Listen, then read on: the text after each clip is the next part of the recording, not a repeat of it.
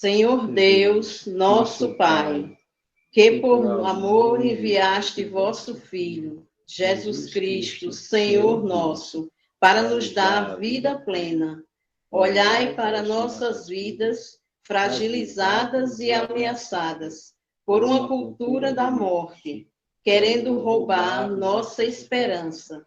Que o vosso Espírito Santo nos impulsione a sermos famílias missionárias na construção do vosso reino, promovendo e defendendo a vida, desde a concepção até o fim natural. Com a intercessão de Nossa Senhora Aparecida, agradecemos o dom da vida e nos comprometemos em cuidar de todos os que nos foram confiados, na mesma medida da vossa compaixão. Amém. Nesta tarde em que nos reunimos para mais um estudo, pedimos ao Senhor que ilumine a sua igreja, nossas famílias e nossa comunidade, para que saibam ver a dignidade da vida de cada ser humano. Como pede o Papa Francisco, que os líderes políticos possam investir na saúde, reforçando as estruturas e recursos profissionais, para garantir a todos um atendimento adequado, no respeito pela dignidade de todos, especialmente neste tempo de pandemia da Covid-19. Que reconheçamos o valor dos profissionais da saúde, dos vocacionados e de todos os que se dedicam a escutar com o coração, a decidir com a ciência e a servir com toda a sua vontade. Que São Lucas interceda por nós. Amém. Amém. Vamos cantar um pouco.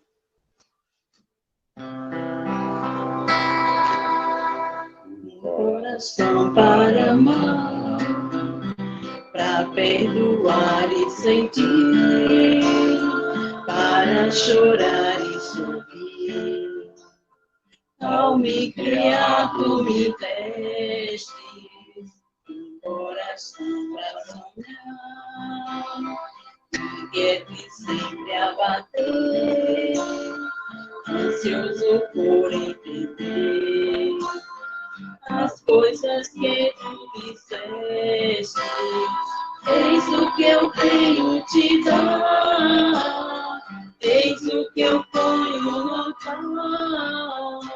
Toma, Senhor, ele é teu, meu coração não é meu. Eis o que eu venho te dar, eis o que eu ponho no altar. Tome, Senhor, que ele é teu, meu coração não é teu. Quero que o meu coração seja tão cheio de paz, que não se sinta capaz de sentir onde eu não fui. Quero que a minha oração possa me amadurecer, leve-me a compreender as consequências do amor. Eis o que eu venho te dar, eis o que eu posso dar.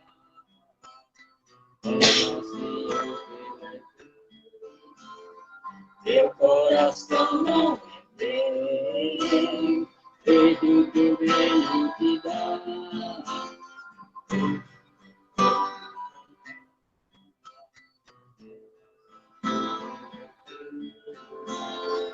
Meu coração não.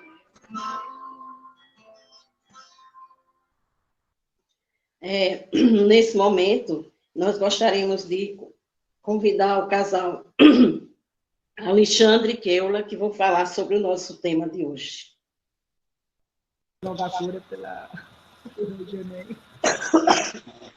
já que hoje estamos falando de cura, né? Vamos pedir logo a cura para a garganta de Rejane. Estou precisando. Boa tarde, eu sou o Alexandre de Keula. Eu sou Keula de Alexandre. E nós estamos aqui hoje para poder contribuir com vocês nesse estudo, né, desse Hora da Vida, né? Então, a gente selecionou alguns tópicos aqui. A gente não vai ler diretamente, a gente vai ver do que a gente viu interessante e passar para vocês, né?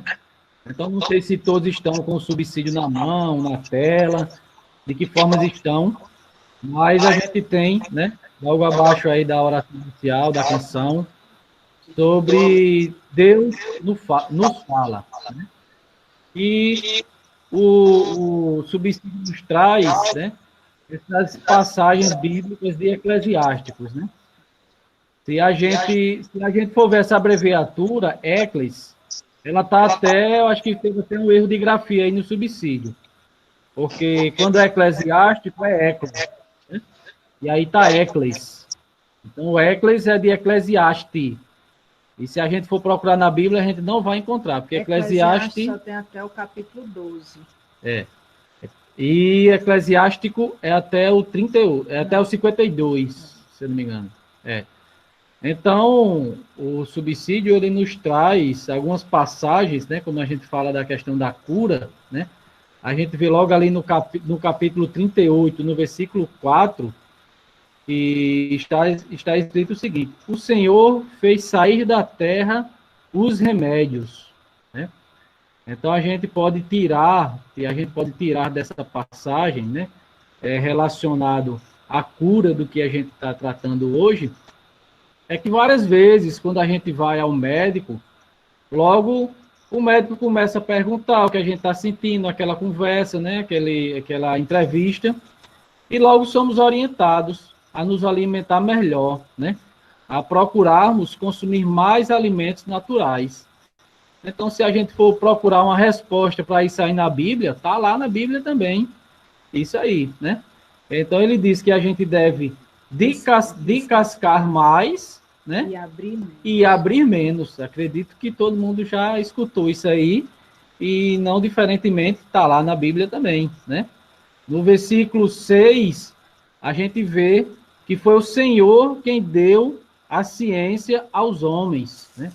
A gente tem, acredito que também todo mundo já escutou falar, é uma grande tendência que a gente está percebendo, que a gente já escutou, de que também precisamos dos médicos para sermos curados, né? Há uma tendência em ascensão de líderes religiosos que prometem falsas curas, né, em nome de Deus, dispensando a ida das pessoas ao médico, né? Promete a cura apenas com orações. Acredito que todo mundo já escutou isso. Isso é um perigo, né? Isso é muito perigoso, porque dependendo do tamanho da nossa fé, nós temos que buscar a Deus primeiramente, para Ele nos dar força, nos curar, mas não podemos dispensar os médicos, né? Os médicos receberam essa inteligência, receberam essa capacidade, foi dom de Deus para poder nos ajudar a nos curar de nossas enfermidades, né? Então, a gente tem, né? A gente tem que ter essa ciência de que nós, né, somos iluminados por Deus para poder ter força e buscar um médico. Não adianta a gente ter um problema de saúde e ficar somente indo para a adoração, indo para a oração e não pedir força a Deus para buscar um médico, né? A gente vê, principalmente nesse período que a gente está, quantas pessoas necessitadas de um psicólogo, quantas pessoas necessitadas de um psiquiatra. Então, o psicólogo, o psiquiatra é um profissional. O padre, ele nos ajuda a ter força para superar dificuldades. Porém, existem situações e nós precisamos de médico, precisamos fazer um raio-x, precisamos fazer um exame de sangue, né? Precisamos de um psicólogo, precisamos de um psiquiatra nós não podemos negar os médicos para a cura, né? A gente busca uma orientação espiritual, né? Na igreja, a gente busca a nossa, em oração, estar na presença de Deus, né? Quando a gente reza, a gente pede a Deus essa iluminação para a nossa vida, para nos conceder as virtudes necessárias. Mas, inclusive, tem aqui na Bíblia, né, nessa passagem, que nos orienta a rezar sim, a orar sim, a fazer preces e sacrifício a Deus. Mas que não deixemos, em momento nenhum, buscar um tratamento médico, uma orientação médica. Devemos sim procurar a medicina, né? É muito importante rezar, orar, mas é importante também a gente cuidar do nosso físico, né? Da nossa saúde mental, emocional e física. Assim como a gente cuida da nossa saúde espiritual, né? Rezando, estando na presença de Deus. Então, logo a seguinte, a gente tem as questões para a partilha, né? Como a gente viu que o título é Cura, Dom de Deus, Missão da Igreja e dos Médicos, né? Então, essas questões para a partilha, neste ponto das questões, o bispo, né, de Rio Grande do Sul, Dom Ricardo Ropes, que é o presidente da Comissão Episcopal, ele começa a nos questionar se nós, eu e você, que está aí, né, olhando para mim, podemos agir em prol da vida de alguém, né? Então ele já começa, né, a englobar todas as pessoas. Na primeira parte, ele falou somente dos médicos. Agora, nas questões para a partilha, ele já pergunta se nós podemos agir em prol da vida de alguém. Então, fica essa questão para a gente poder partilhar com quem a gente for colocar aplicar o subsídio, né? Então, logo em seguida, né, nós temos as reflexões para nos ajudar, né, a nos contextualizar do que o subsídio nos coloca. Então, logo no início ali, na fala do dirigente, a gente vê logo as palavras ali que estão grifadas. É a encíclica, o Evangelho da Vida. Eu não sei se todo mundo já teve contato com essa encíclica, mas a gente já tinha tido uma vez. Durante essa semana a gente estudou mais ela, né? A gente não tem como fazer um estudo sobre ela, mas a gente vai colocar os principais pontos, que é o que aborda nessas questões para reflexão, né? Em 1995, diante de uma grande demanda dos métodos contraceptivos, o aborto ganhava cada vez mais força, né? Então, essa encíclica, ela surge num contexto interessante da vida humana, onde começavam a se definir no mundo as legislações que são contrárias à dignidade da pessoa e o respeito da vida humana. Então, era aborto, era contraceptivo, e a igreja se resguardando de ter como falar, né? Então, graças a Deus, né? Iluminado por João Paulo II, iluminado por Deus, escreveu essa encíclica, que o nome dela, né, é Evangelho Vitae, né? Então, se a gente for analisar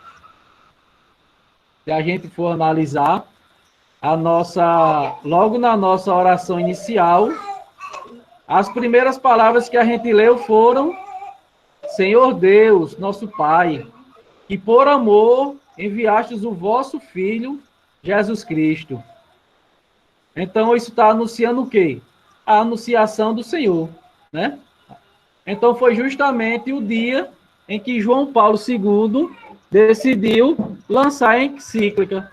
Foi na solenidade da anunciação do Senhor do ano de 95, né? Então, juntou tudo ali para a gente poder nos ajudar nessa luta, né? Então, ele nos coloca da seguinte forma, né? Já nessa parte do leitor 3, ele nos adverte que é fundamental o papel dos educadores, né? nesta missão de colocar a cultura da vida, né? Então, no capítulo 82, ele nos coloca isso aí claramente, né? Para todos nós, né? Que tem amor a Deus, somos catequistas de diversas formas de pregação, seja no diálogo pessoal, seja de todas as formas, de toda ação, né, educativa. Então, nós, né, temos que ser os educadores dessa cultura que precisamos ter, né? Então, logo em seguinte, no leitor 4, sim, aí aqui eu fiz duas perguntinhas aqui para a nossa reflexão, né? Podemos, nesse momento, refletir quem são os educadores das famílias que estão sendo formadas, né? Hoje aqui eu estou falando somente para agentes de pastorais. Próxima semana vamos estar falando para outras pessoas, mas hoje é somente para agentes de pastorais. Então eu pergunto a vocês, quem são esses educadores? Essas novas famílias que estão sendo formadas por quem? Quem são os educadores? É o governo, né? É um prefeito, é uma professora, é catequista, é o padre, é um gerente. Quem são esses educadores, né? E por onde passam os noivos para poder receber o sacramento do matrimônio, né? Podemos refletir também, por onde esses noivos passam, essas novas famílias, né? Então, logo em seguida, ele fala um pouquinho da cultura da vida em oposição à cultura da morte, né? Acredito que toda essa semana da vida seja baseado apenas nessa frase. É a cultura da vida em oposição à cultura da morte. É uma guerra, né? É uma guerra entre o bem e o mal, né? Onde nós, né, estamos aqui do lado do bem, conseguindo vencer o mal. O mal de que forma? O mal pela cultura do descartável, o mal pela cultura da contraceptivos, o mal pela cultura do aborto, né? É isso que João Paulo II fala tanto. Por quê? No nosso tempo atual, né, a gente vê, é muito fácil, todo mundo tem rede social, todo mundo publica suas fotos, seus comentários, que gosta, que não gosta. Então chega uma pessoa, né, alguma pessoa lá e faz um comentário que você não gosta. O que é que você faz? Você bloqueia, você exclui, você não quer mais ver aquela pessoa, você não quer mais escutar o ponto de vista daquela pessoa. Então, o que acontece? Descartou, né? Então, isso é uma cultura da morte. A gente trata, assim, a cultura da morte somente para o aborto, mas a gente não pode deixar ela somente no aborto. A gente tem que trazer, é isso que a encíclica nos traz, né? Num aspecto bem abrangente, até na forma de nos relacionarmos, né? Então, descendo mais um pouquinho, já na fala do dirigente, encerrando essa parte da reflexão,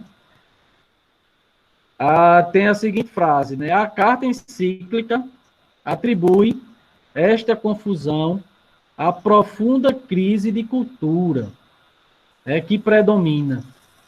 Então, será que de 95 para cá, fazem 25 anos, será que essa cultura, essa crise de cultura aumentou ou diminuiu?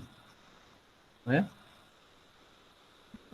Eu acredito que ela deve ter aumentado e muito, né? Deve ter aumentado e muito, porque a gente vê quantos casos, questão de aborto, como evolui, liberação, deixando, né, passar para outras instâncias e cada vez mais fácil você praticar um aborto da vida, né, em geral.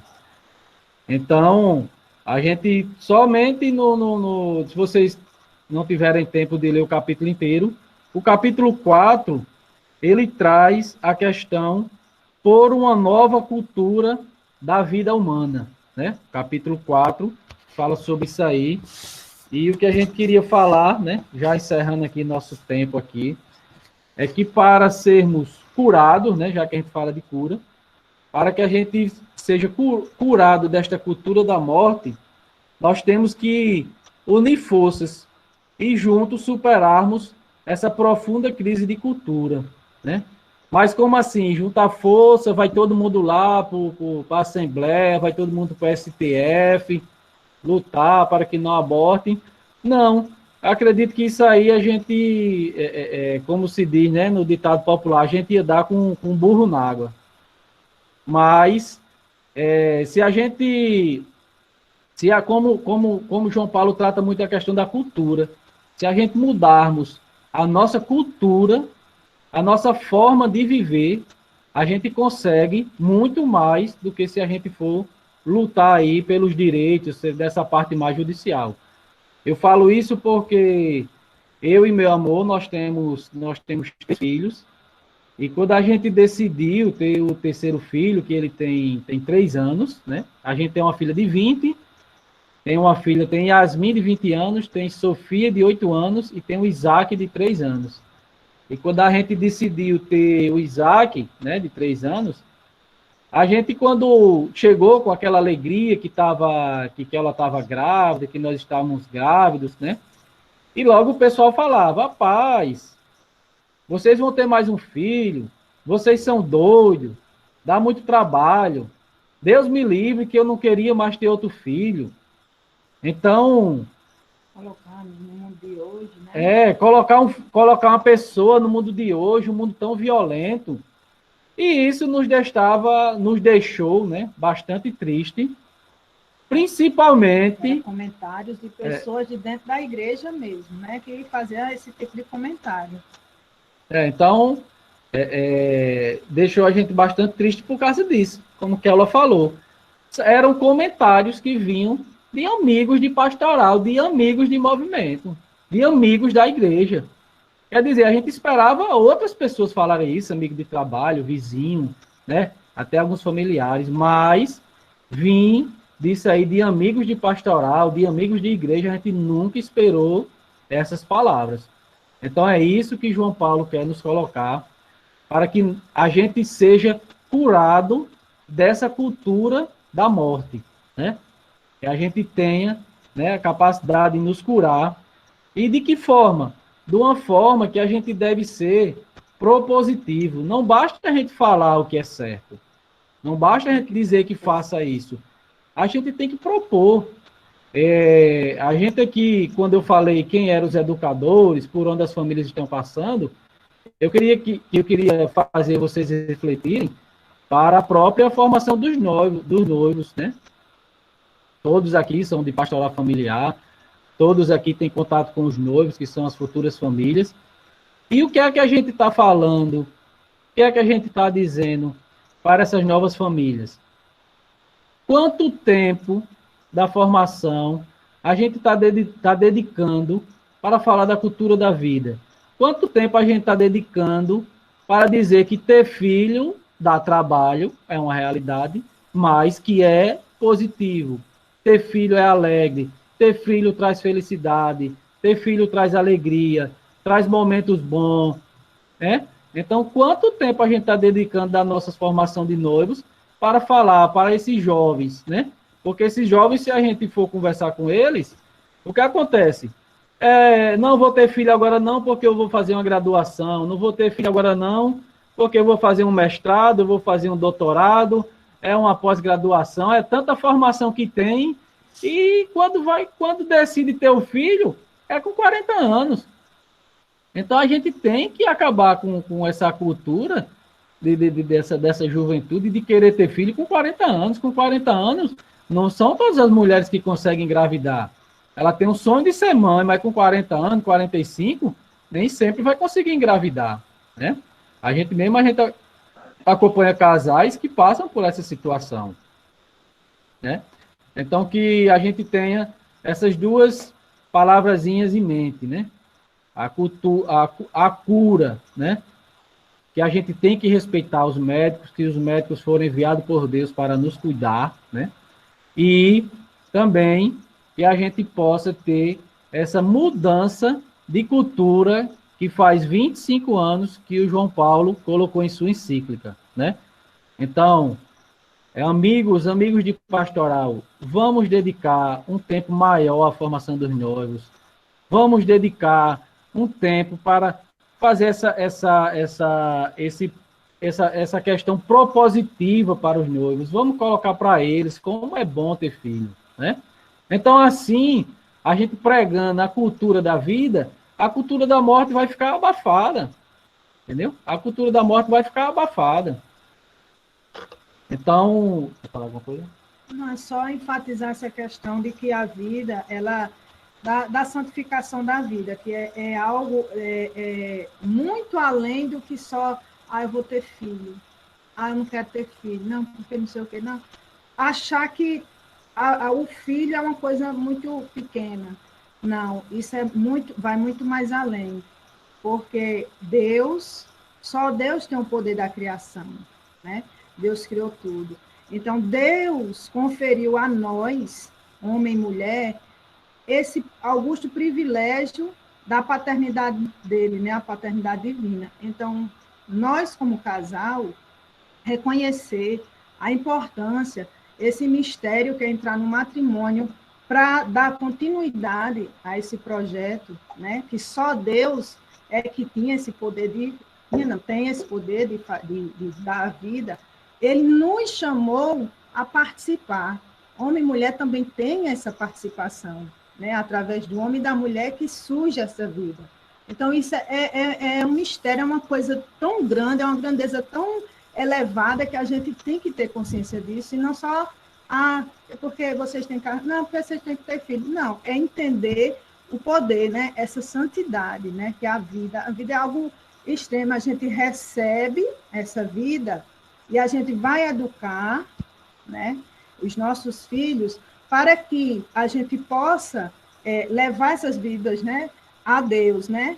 Quando, no final, né? Por sua morte natural, esses nossos filhos possam ser devolvidos a Deus, entendeu? Então, assim, é algo grandioso, né? Então, para encerrar, eu vou pedir para Humberto colocar a oração que tem no final da encíclica, né? Da Evangelho Vitae. Ó Maria, aurora do mundo novo, mãe dos viventes, confiamo-nos a causa da vida.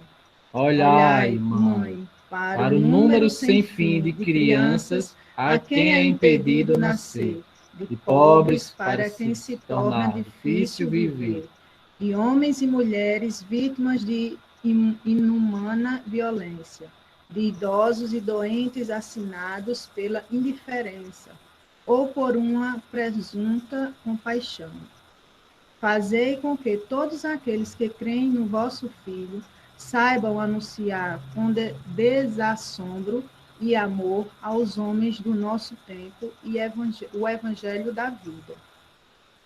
Alcançai-lhes a graça de o acolher como um dom sempre novo, a alegria de o celebrar com gratidão em toda a sua existência, e a coragem para o testemunhar com laboriosa tenacidade, para construírem juntamente com todos os homens de boa vontade a civilização da verdade e do amor, para louvor e glória de Deus, Criador e amante da vida. Amém. Amém. Muito obrigado, e vou passar a palavra agora para a Rejane, para não tomar mais o tempo dela.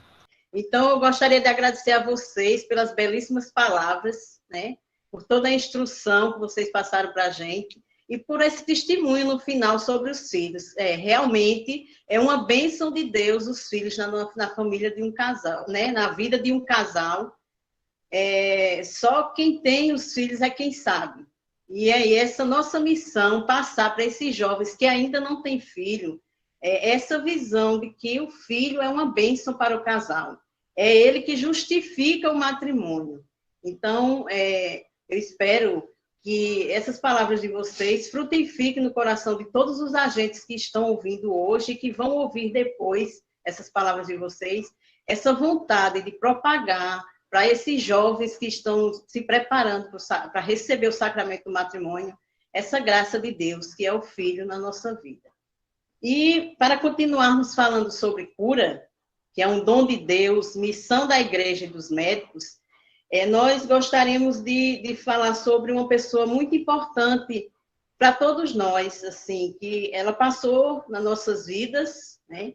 Muitos ainda escutam um pouco falar sobre ela, mas aí o legado dela foi muito forte, deixou muita coisa boa aqui para a gente, e eu estou falando da Santa Dulce dos Pobres, Irmã Dulce. Ela é a santa brasileira, né? A nossa primeira e única santa brasileira, e hoje nós gostaríamos de prestar uma homenagem a ela, passando para vocês um pouco sobre a vida dela, né? E vamos começar assim. Só dar um testemunho rapidinho. Eu cruzei com esse anjo na rua. No tempo que eu morava em Salvador, várias vezes eu via ela saindo do abrigo, atravessando a rua, que eu trabalhava na rua, mas ela era exatamente como está nessa foto. Era frágil, aparentemente, sem conversa com ninguém. A missão dela era os doentes. Então, ela saía do abrigo, passava por você, você passava por ela, irmã, ela muito mal nem olhava para você, porque ela não tinha tempo para perder com quem estava saudável. Ela era preocupada com quem estava, quem estava lá no abrigo dela. Eu tive essa graça de, algumas vezes, cruzar com ela na pista, assim, na calçada. Ela de um lado e de outro, passava pelo outro. Então, eu tive essa graça de ver uma santa viva em Salvador, no tempo que eu morei lá. Mas ela não perdia tempo com conversinha, não. Isso aí. A gente admira muito ela.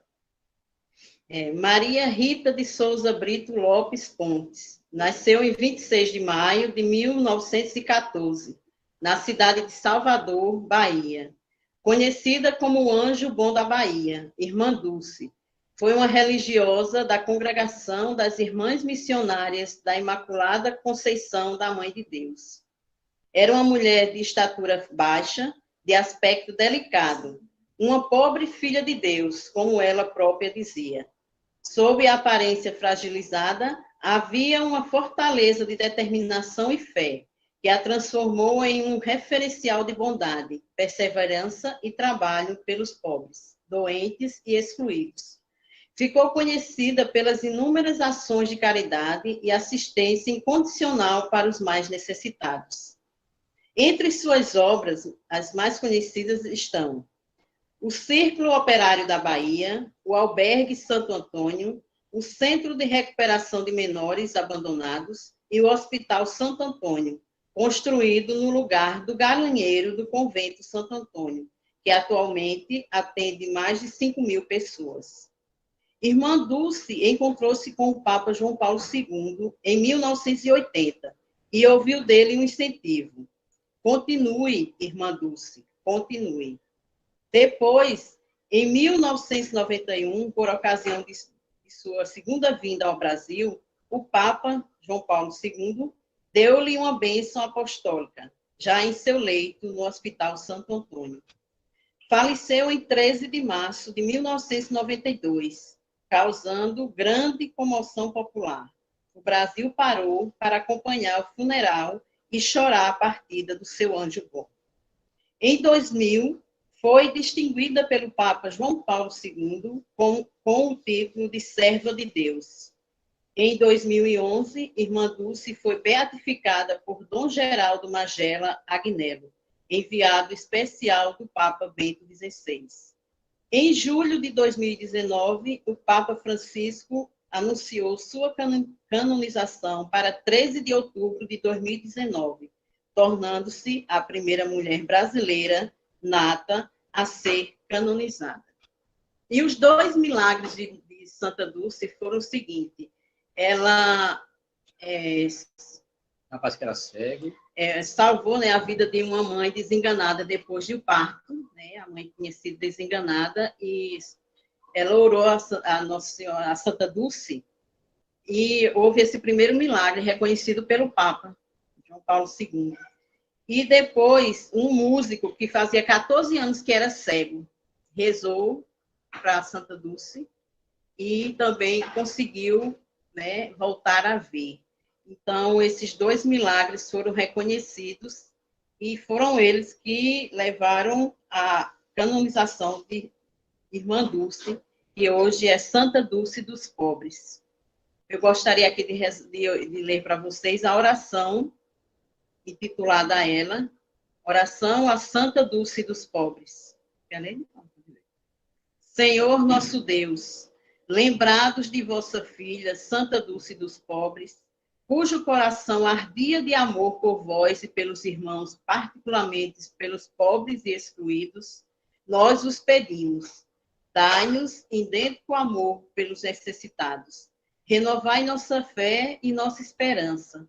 E concedei-nos, a exemplo desta vossa filha, viver como irmãos, buscando diariamente a santidade, para sermos autênticos discípulos missionários de vosso Filho Jesus. Santa Dulce dos Pobres, tu que abraçastes a cruz da humildade e da caridade, alcança-nos a graça de continuarmos servindo a Deus e a nossos irmãos com amor. Intercede por nós e obtém-nos do Pai a graça de enfrentarmos as dificuldades com fé e esperança. Amém? Aí é onde a gente vê o que foi falado na encíclica do João Paulo II. Ele diz, sejamos santos sendo um bom avô, sejamos santos sendo um bom casal, sejamos santos como irmã Dulce foi, cuidando dos pobres. Então, a nossa missão é ser santo. E como eu tive a graça de ver a irmã Dulce, aquela pessoa tão frágil, de repente era uma santa, meu amigo, então eu posso ser santo. Você também pode ser santa. É só você fazer isso, amar o irmão. Eu sei que é muito importante que a gente reconheça, né, a importância de um médico, mas Nossa Senhora, Santa Dulce dos Pobres, ela não era médica, ela era uma freira. Assim como eu sou uma mãe, Edival é um pai, né? Vocês são mães, são pais, vocês são amigos do trabalho, vocês são filhos, são netos. Então, através da boa ação, da vontade, do coração de servir ao próximo, Santa Dulce dos Pobres, ela entregou toda a sua vida. Ela começou a sua missão com 13 anos de idade. Ela era uma criança e já ajudava os mendigos nas ruas. Ela já procurava lugares para levar os doentes para cuidar, né? Então, a gente gostaria de deixar nessa tarde essa mensagem a vocês, que o tema nosso é cura, dom de Deus, missão da igreja e dos médicos. Em que nós nos encaixamos nesse tema? Ele é o dom de Deus e Deus passa esse dom para a gente. Então, é a missão da igreja. Nós somos a igreja. Então, é a nossa missão buscar a cura, primeiramente para a gente, para os nossos em casa e para aqueles que a gente está resgatando lá fora e buscando e levando a palavra de Deus. Muitas vezes a gente acha que está cansativo a caminhada, né? Mas aí, quando a gente sai em busca de uma família, quando a gente chega lá, que senta, muitas vezes não precisa nem falar. A gente senta e escuta. Ali a gente já está levando uma cura. Porque a pessoa, ao abrir o coração, ao passar para a gente o que está sentindo, o que está acontecendo, já alivia o coração dela. E ali a gente está indo com a imagem de Cristo. Nós estamos seguindo em missão, buscando levar a palavra de Deus e trazer os irmãos para junto de Deus. Alexandre, quer falar alguma coisa? Eu pensei que tu queria falar alguma coisa, tu fez um gesto assim. Não, quero não, Rejane, tranquilo. Tá certo. Então é isso, gente. A nossa missão hoje, enquanto Forania Conjuntos, foi essa de passar para vocês esse tema, cura, dom de Deus, missão da igreja e dos médicos. No momento em que nós estamos passando pela pandemia, nós parabenizamos muito os médicos, aqueles que estão na linha de frente, né? Que estão também ali se doando, colocando a sua vida em risco para salvar muitas vidas. Então, nós pedimos a Deus que abençoe a cada um deles e que Deus continue nos abençoando, nos livrando desse mal e que seja da vontade dele que essa vacina, né, aconteça o mais rápido possível para que a gente possa voltar a nos encontrarmos presencialmente, a nos abraçarmos, assim como a gente gosta de transmitir Deus através de um abraço, de um sorriso, não é? Mas aí a gente também tem que reconhecer que não é pandemia nenhuma que nos impeça de nos reunirmos para falar de Deus. É como Humberto falou ontem, mesmo na pandemia, a gente está se reunido com tanta gente de tão longe, mas aí a gente vê que isso é Deus nos mostrando que para se falar sobre Ele, não há distância, não há dificuldade. Ontem também, Lilian falou sobre Edivânia, né? A menina lá da comunidade da Casa da Paz. Ela seguia o exemplo de Irmã Dulce, né? Ela ajudava as pessoas, acolhia os pobres, os necessitados, e deixou para a gente esse legado. Então, que a gente possa procurar sempre seguir o exemplo dessas pessoas que dão a vida pela vida do próximo. Amém? Amém? Amém, graças a Deus. Olha, antes do agradecimento, eu queria fazer uma oração aí também no leitor 3. Alguém está com o microfone aberto? Tá, acho que está. Pronto. Então, eu queria só fazer essa oração, que eu acho que contempla bem o tema de hoje, né? Que está no subsídio, está no leitor 3, num dos textos aí desse subsídio, tá? Que diz assim: e oremos juntos, né? Olhai com bondade para os profissionais de saúde, dando-lhes sabedoria e paciência para o exercício de um serviço ético e dedicado para com os enfermos. Rezemos ao Senhor. Senhor, escutai a nossa prece. Bom, queremos desde já agradecer a Alexandre, Keula, a Rejane e Val, né, por ter nos proporcionado esse aprofundamento nesse 7º tema da Semana Nacional da Vida, e com uma performance maravilhosa, graças a Deus, eu estou muito feliz. Aliás, acho que é uma coisa que, para mim, encanta profundamente, me deixa muito feliz de ver que nós estamos conseguindo nos aprofundar nos estudos e depois transferir isso para os demais. Mas ainda dentro do tema, eu acho que há necessidade muito grande na nossa vida da nossa cura interior, da nossa cura espiritual, que muitas vezes é afetada de forma muito perigosa, né, com os males que o mundo, né, nos proporciona. A começar pela ganância. O mundo hoje só quer saber de dinheiro, só quer saber, sabe, daquela... do ter, e nunca, assim, muito pouco do ser. Então, a gente precisa trabalhar essa questão da ganância, da vaidade. Nós não podemos estar querendo, a todo tempo, sermos os protagonistas, sermos aqueles baluartes, aquelas pessoas que querem fazer... Não, tem que ser simples assim, como o Alexandre foi, como Rejane e Val foram, como tantos outros que passaram por essa semana. Eu não vou continuar a minha fala em relação a isso para não influenciar a avaliação que nós vamos ter. Mas há que se ter cuidado, sim, com a inveja, com tantos outros sentimentos que vão adoecendo o nosso espírito. E nós precisamos... E qual é a cura para esse nosso espírito? A oração. A oração que nos conduz a Deus, que nos dá sintonia, que nos proporciona essa sintonia com Deus. Então, é através dele, é através da invocação do Espírito Santo que vem curar os nossos males, que vem nos dar condições da gente exercer o nosso serviço com dignidade, e não com hipocrisia. A gente precisa ter dignidade naquilo que nós estamos fazendo, ainda mais quando estamos fazendo aquilo para Deus.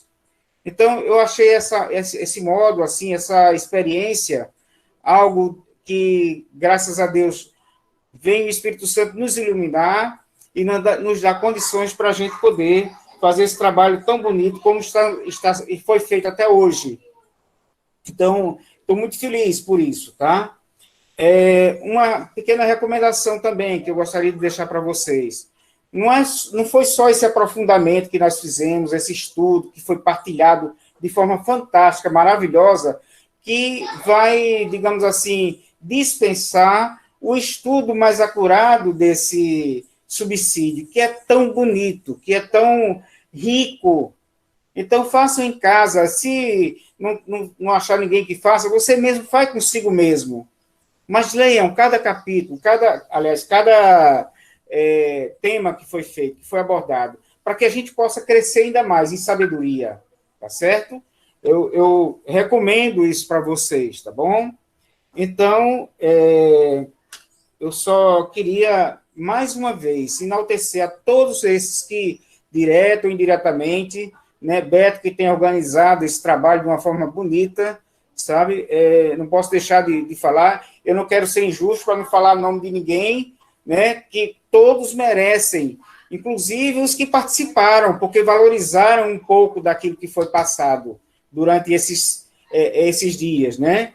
Segunda, quarta, sexta e hoje. Então, isso tudo provém de Deus. Provém de Deus. É isso que Deus quer de nós, né? Esse esforçozinho que eu sei que muita gente trabalha, só teve uma horinha ali, né, Alexandre, para tirar, para aprofundar mais um pouquinho o tema, de estudar, de ir na palavra, arrepia um pouco, emociona um pouco, mas a gente vê que no final a gente consegue ter esse resultado bonito. Fazer o nosso registro fotográfico. Manda abrir quem tá. Quem tiver com a webcam desligada, puder ligar aí, ó, e dar um sorriso para a gente fazer o nosso registro de hoje. Judi vai aparecer na foto. Ei, Judi. Pode botar os netos também. Ah, vamos nós. Todo mundo.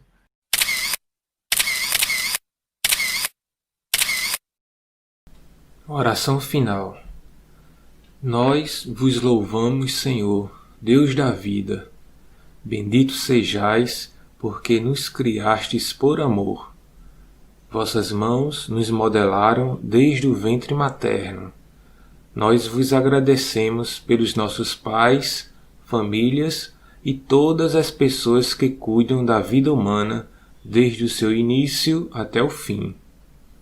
Em vós somos, vivemos e existimos. Abençoai todos e todas que zelam pela vida humana e a promovem. Abençoai as gestantes e todos os profissionais da saúde. Dai às pessoas e às famílias o pão de cada dia, à luz da fé e do amor fraterno. Nossa Senhora Aparecida, intercedei por todos os nascituros, as crianças, os jovens, adultos e idosos, para que tenham vida plena em Jesus, que ofereceu sua vida em favor de todos nós. Amém. Agradecemos a todos com um coração cheio de alegria